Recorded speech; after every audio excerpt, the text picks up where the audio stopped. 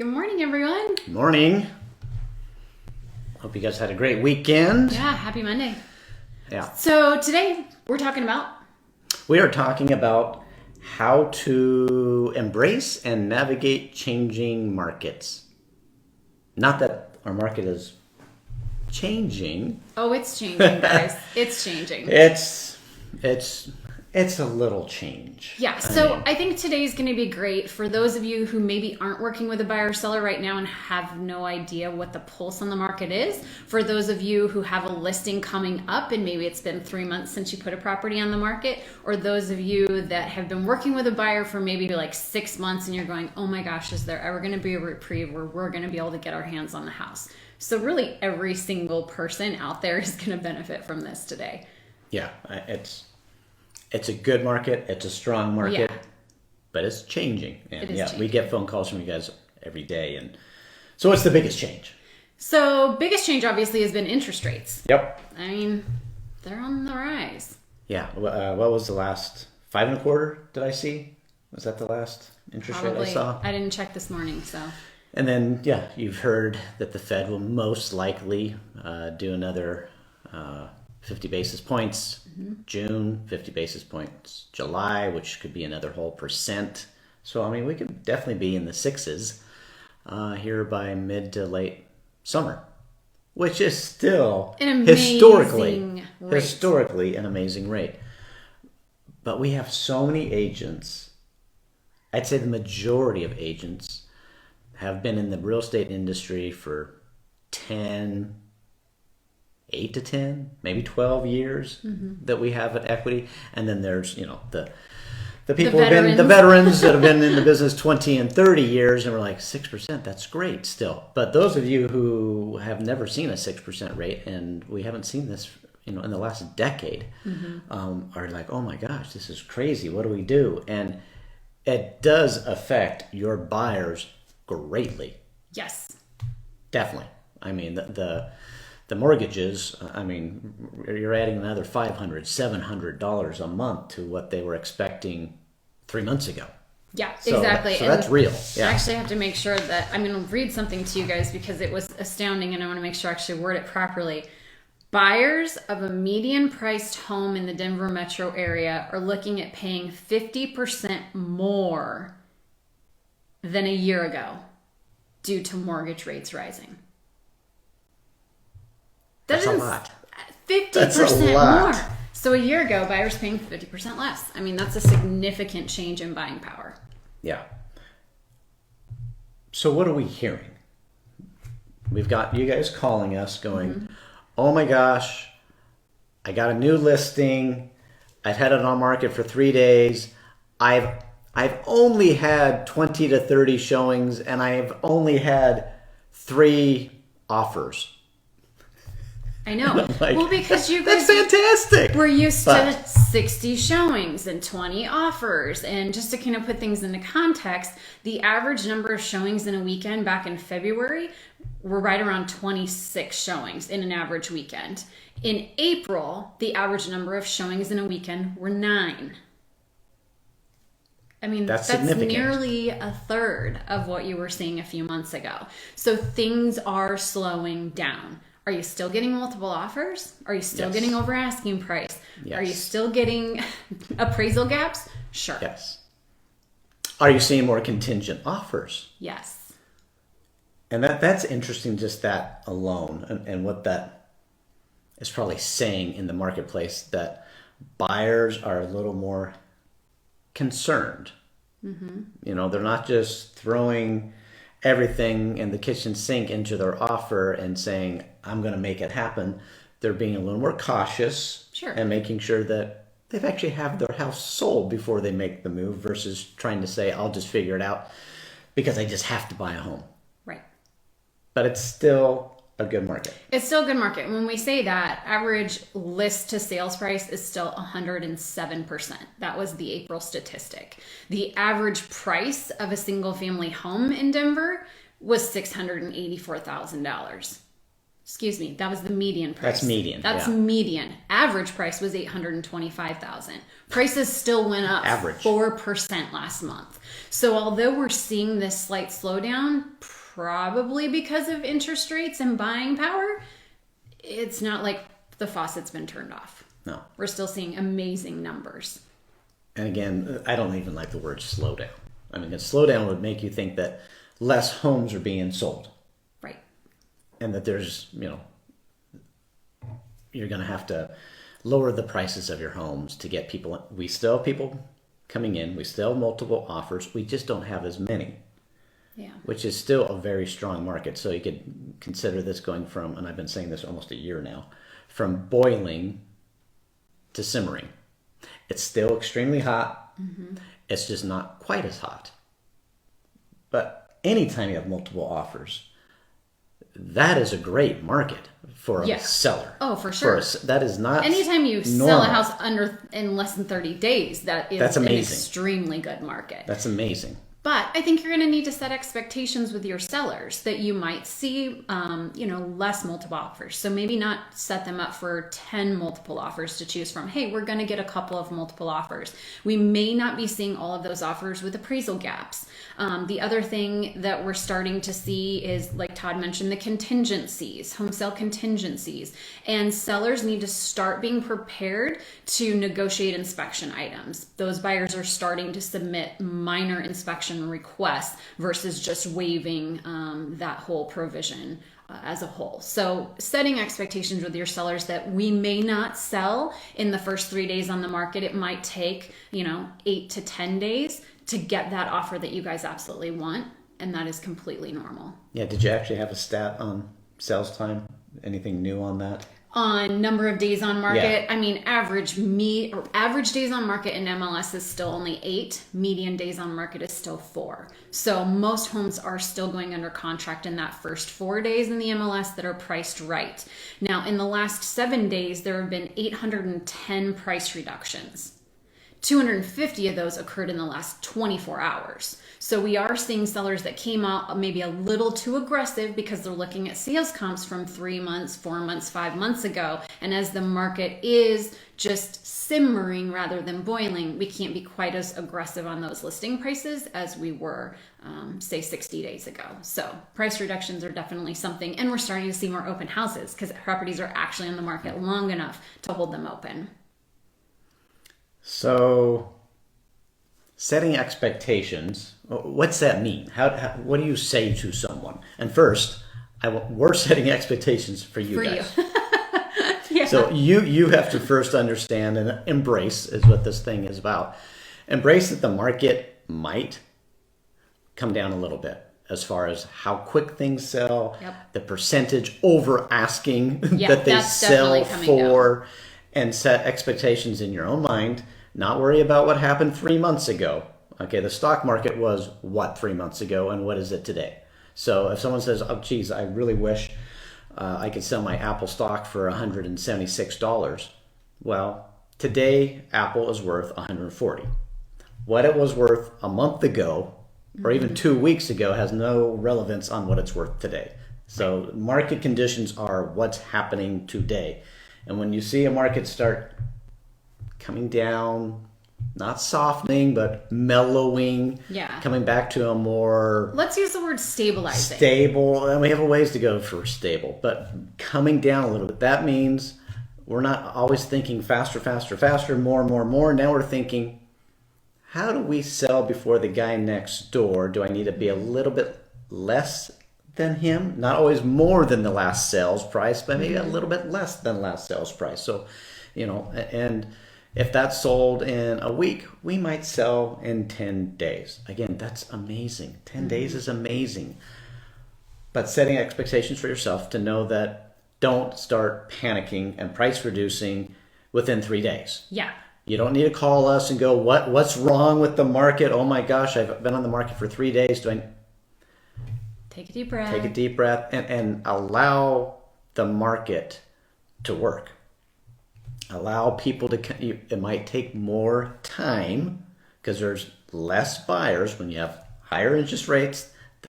That softens the pool of buyers, which means they're not all running out this weekend. They might have other plans. It is summer almost. Almost. Minus the last Minus the snowstorm. snow. So it might take just a little bit longer. So a little more patience before you start freaking out, lowering prices and saying the market. But be cognizant. Watch what other homes are selling, and you're going to have to be really, aware of any market movement in your CMA that you did. If somebody else sold, and if you see that somebody sold for less than asking price, well, then you need to maybe readjust. But start with you, and then set expectations for your sellers, and let them know day one you take that listing. Look, the market's, not as nutty as it was. You don't have to say softening, slowing. It's not as crazy. It's a little bit more stable. It might take a week or two or even 3 to sell and get the highest price. We might not get the highest price on the very first offer, the very first weekend. You don't have to just jump. Give it a little bit of time. Yeah, and a lot of those iBuyers or investment buyers are starting to come out of the woodwork just because they're getting their offers in first in the first couple of days, and then no other offers are coming in. And then the seller or you as the listing agent are thinking, we have to jump on this under asking price offer because it's the only one we got, even though we don't like necessarily any of the terms. And I'm finding that if you guys just hang tight for another 48 to 72 hours, that's when the, average homeowners are riding those offers, and you're not competing with those investors right off the bat. Yeah, there are markets in which we will say the first offer's the best offer. There are definitely markets and times when the first offer is the best offer.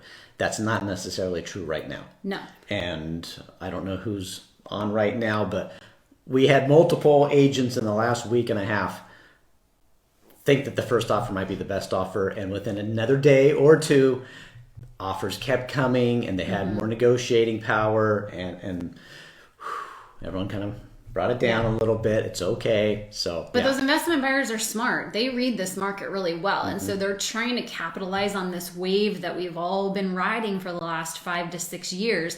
And now that these sellers aren't having as many showings and as many offers, sight unseen before you even hit the market, that they're taking advantage of that. So just temper the excitement to make sure that you're advocating for your clients and getting as many people through the property as you possibly can before jumping on that very first offer that comes in. Unless it's, cash buyer, 100,000 over asking, 10-day close. And then, the luxury market isn't seeing the effects of the slight slowdown. Interest rates really haven't affected the luxury market buyer, and that's any buyer over the $1 million price range, which is funny because our average sales price for a residential single family home in Denver now at 8.25.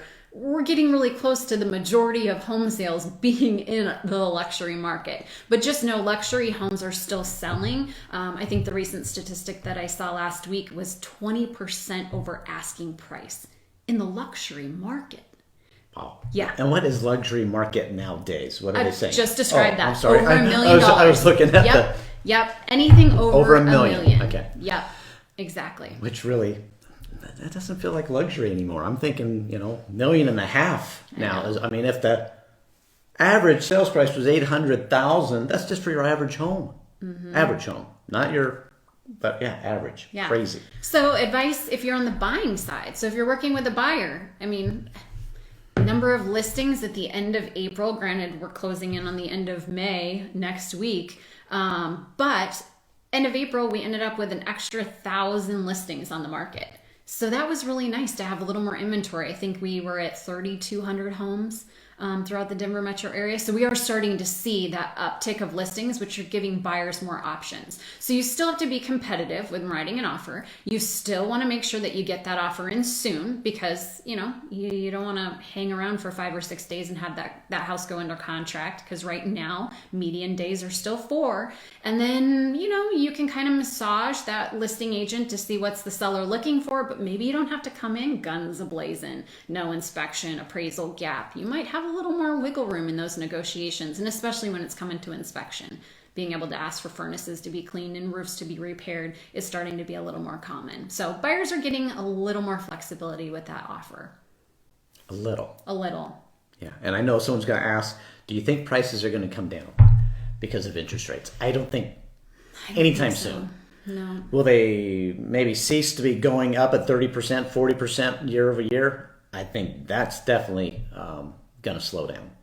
But I don't think prices are going to come down or stop going up slightly because of interest rates. I don't think so either. The demand. There's still not enough supply and there's still too much demand. Yeah, and that's even nationally. Yeah. I mean, so I don't even think, sometimes when you listen to the national news, people start locally thinking that that's affecting them, and Denver is totally different than national, but I'm not even hearing that nationwide. We just have such low inventory and so much demand still.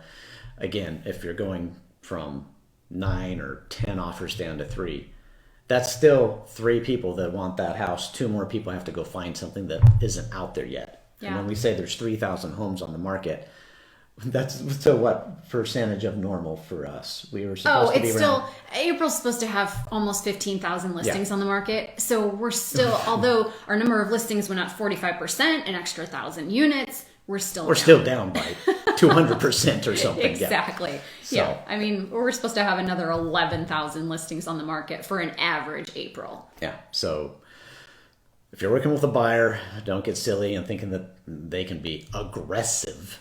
They're not going to get a deal. There's no you're not deals. Offering 20,000 under list price and getting it. That's not happening. But a little more temperance. Yeah, and keep an eye on those price reductions too. Questions? We got some people on here.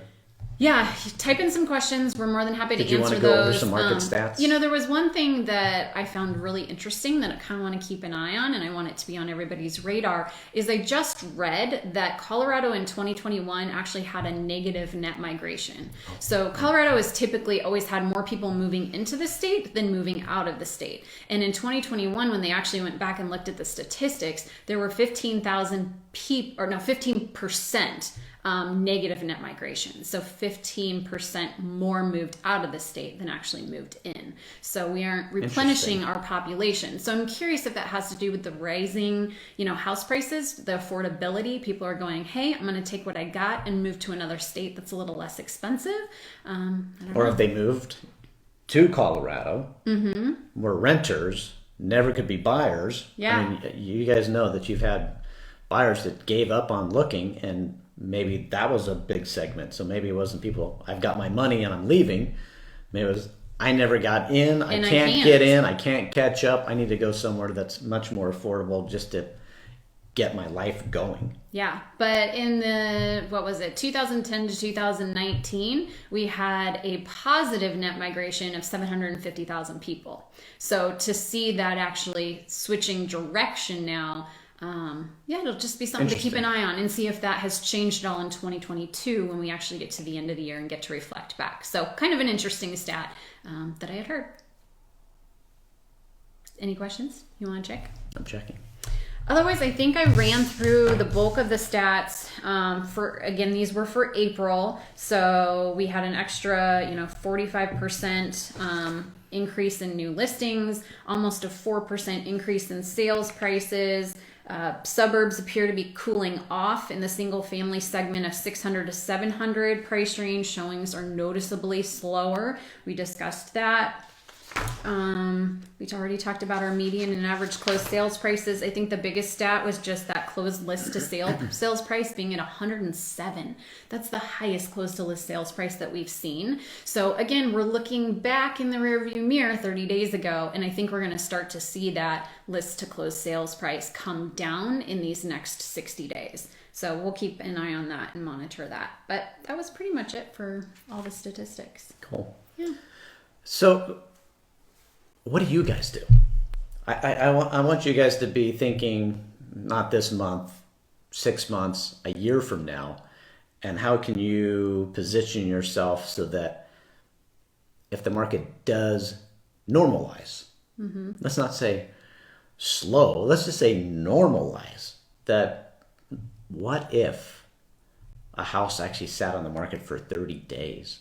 I still think that's amazing. I mean, when I got into business, average days on market was 90 to 6 months. I mean, that was normal. That's a long ways from that. But what if homes, well-priced homes, we're going to say, well-priced homes set on the market for 30 days, how are you going to position yourself in your business to adapt to that? And how are you going to communicate with your seller? I think that was the hardest thing. Yeah. Geez, it's been a while since we've had homes on the market that long. But you and I definitely, in the early 2000s, 2008, had homes that would sit on the market. And you have to talk with your seller and show them what's going on in the market. Not hide. No hiding. Yeah. Yeah. A lot of people... They're not sure what to say. They don't know what to do. So they just kind of don't call. Well, yeah, because you could go 2 weeks, 3 weeks without a single showing and you feel guilty, like you're doing something wrong. So I'm just not going to call and update my client because there is nothing to explain. Well, that's not the case. So you're communicating weekly, and that can be even right now. What if you have a listing that's on the market for 2 weeks? You should be, in this market, daily or every few days, going back to your CMA and watching those competitive homes that you priced your house at. What are they doing? Yeah. Are they selling? Are they moving? Are they going pending? Come on the market in that time. Yeah. And communicate that to your seller. Hey, just want to let you know, we've been on the market for only 5 days. That's okay. Nothing, no one else has sold, or this one went under contract. This one, we had 3 more that came on the market, and they're at the similar price. So we're still, or in the you ballpark. Go, these 2 homes came on the market, and wow, they're pretty awesome. They're very like yours, and they're a little bit less, or they're a little bit more. You staying in communication and very tight to the market. What's going on? Under contract, pending, new to the market, and communicating that with your seller, I think it's going to be critical this month and a year from now. Yeah. Because that's part of that setting expectations and then letting people know what's going on. Because people want to know what's happening. Yep. And so you need to have your thumb on the pulse. Yeah. And, sellers will start to get antsy. Hey, I haven't had as many showings as my neighbor had, 2 months ago when they sold their house. Or, we haven't gotten as many offers as what I'm hearing on the news we should be getting or our friends have told us. And so, again, setting those expectations in the beginning and staying in touch on a daily basis just to let people know this is what I'm doing. This is what you can expect tomorrow. This is what you can expect 2 days from now. That's what takes a lot of that fear and anxiety out of those sellers, and they won't be pushing you quite as hard when you go, well, I don't have any offers yet, but just hang tight. We're doing everything the right way. On the buy side, if you have buyers on the fence right now, you need to push them. Give them a push. If they're saying, well, I'm waiting for the market to kind of soften and come down, you can have Amir, Own Home Loans, or your favorite lender run some scenarios. You got a buyer who's been in that $600,000 price range, and they think they maybe can get a house for $575 here in a few months. It might come down a little bit. Okay, I'll play with that. It's going to come down 10%. Okay, what's it? 10%, 60 grand. Okay, what's the payment today, Amir, on a $600,000 home at the current interest rate at 5.25%? And what's the payment on a home for $540 at 6.25%? Yeah. Show that to your buyer, and they're going to go, oh. Well, because right now, like we discussed 10 minutes ago, a year ago, it was 50% less in their mortgage payment. House prices are not going to change dramatically enough to compensate. This is the time that you need to be educating, helping your buyers get on, as I've told Paul for many years, get on the train. They might not be buying their dream home, their forever home, but they need to get into a home now at the current prices with current good rates. And a year from now, 2 years from now, they'll be able to sell that home, take some equity from that, and hopscotch their way along. Move on up. But if they're, I mean, you guys all know, you had people 3 years ago, 4 years ago even saying, I'm going to wait for them. Could you imagine? Those are the people who are moving out of the state. They're ones that went, I'm going to wait for it to soften. Or I'm going to wait to save a little more money. We've all had that buyer. You can't save enough. Save a little more money. Can you imagine if 4 years ago you bought a house for $350,000? It was, a cute little place, not that exciting though. $350,000. You financed most of it, so it wasn't in your pocket. It's not like you had $350,000 that you had in the stock market, and it was never your money. You had just enough to buy it. Now you sat for the last 4 years, and that $350,000 house is now worth almost $700,000, $600,000. Mm-hmm. There's no way you could have saved $250,000 in that same period of time. So this is a great time for buyers, regardless of the prices of the homes, because we know interest rates are going up. And to think that they're going to come back down to what we've had for the last decade, I don't see that happening. Yeah. And so we've been so excited to get this new listing inventory because listings have just been so tight. But I am expecting that we are going to see a little more tightening in the next couple of months. Part of it's going to be seasonality. Colorado tends to slow down a little bit in the summer. We're all outside enjoying the lifestyle. But when interest rates start to go up, it disincentivizes people from selling and moving into a new home because they have such a good interest rate. Like, I'm not going to trade in my 3.5% interest rate for a 6.25% unless it's a massive change in my living arrangements and I have to sell.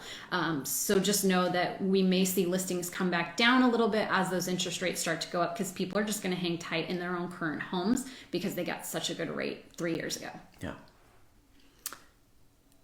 As always, it's going to be an interesting market. Yes. It always is. It always is. It's fun, but that's what makes it so much fun, is if every single day was the same, we wouldn't enjoy this job. We like the challenges. We like mixing it up. We like educating our clients, and we like being that trusted advisor to guide them down that pathway. So let it ebb and flow. Yeah, but be prepared. Yes. And have talking points and be able to communicate and educate your clients and keep them moving forward. Yeah. I still think it was fun, though. So this market's been crazy for a long time. You saw, was it a Facebook memory? Oh, yeah. So you know how you go on Facebook and you post something and then each year that memory pops up on that specific date. And I had a client that I was working with 9 years ago. 9 years ago. 9 years ago. And I liked at that point to print out all my offers, print out all the lender letters, and I would sit down with her and go over, all the competitive offers. And I had posted something about 9 offers to review with my client. So we've been doing this We've been in this for a decade. Yeah. Yeah, but I was like, really? That was 9 years ago? And I mean, I know which client it was and where the house was, and it's in Littleton. And do you remember what that price was? It was $440,000. And yeah, she got 9 offers on it and ended up selecting a great buyer with very few contingencies. But that was prior to this appraisal gap and waiving inspections. And, I think houses were selling maybe $10,000 over list price. And that was like, yes. I mean, it was like, hurrah, we got over listing price. But yeah, 9 offers 9 years ago. So we've been in this environment for quite a while, and we'll continue to stay in this environment. It's not like the faucet's been turned off and all of a sudden you guys aren't getting showings and no offers. But again, nothing to be concerned about, worried about. Just do your thing. Yeah, be a professional. Know your stats. Know how to communicate. Know how people navigate whether they want to buy or sell. So that's all we really got today. Just want to say good morning, though. Some shout outs to Irene. Good morning. And Crystal, Katie Markman, Jordan, Bess, Fatima, Corey, Rita, Scott. Hello, Scott. And Paul, thanks for posting the recent DMAR stats. Appreciate that. Yeah, anytime I quote stats, they're always from the Denver Metro Realtor Association. We just like the way they I mean, it's, love you guys at Smedra, but I know. makes amazing It's stats. it's 18 pages and it's really broken down. So if you are a numbers geek or not a numbers geek, like you can understand and interpret all this information. So most of the time when we do these stats updates, that's where I get the numbers because they're really easy to read. And then you can read all of the summaries for what's going on in the different market segments. So depending on price points of where your buyers are looking or what homes your sellers are listing, you can look at specific price brackets of homes and get a really good update on what's going on in that segment of the market. Like the luxury market is currently excluded from what we're feeling today. So yeah, that's where I get my stuff. Awesome. Hey, have a great Monday. Have a great week. And we'll be back next Monday. We probably won't do next Monday because it's Memorial it's holiday. Memorial. So Yes. you guys are going to be No, we're going to take the weekend off. Enjoying your family, and then we'll come back the following Monday. So we'll see you in June. All right. Sounds good. Bye, guys. See ya.